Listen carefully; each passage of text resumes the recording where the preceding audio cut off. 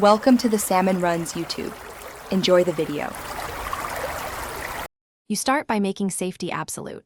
Disconnect the battery negative and wait a couple of minutes so stray power dissipates. Once done, remove the fairing fasteners and unclip the bezel.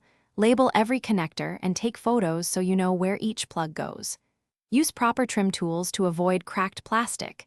Make sure the instrument cluster is on a flat, static-free surface.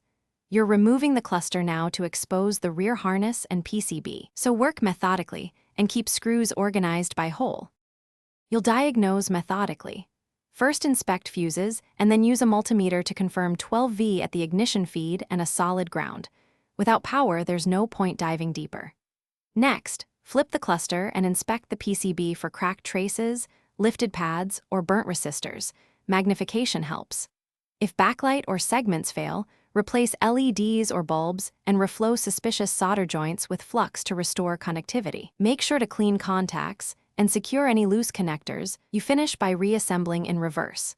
Reconnect harnesses using your photos as a guide, seat the cluster fully, and torque visible fasteners to the bike spec if available.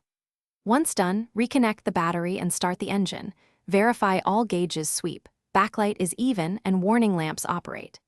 If something still fails, make sure to shut down, then recheck the main ground and ignition fuse, receipt connectors, and inspect your solder repairs. A loose ground or tiny cold joint is the most common culprit. Thanks for watching.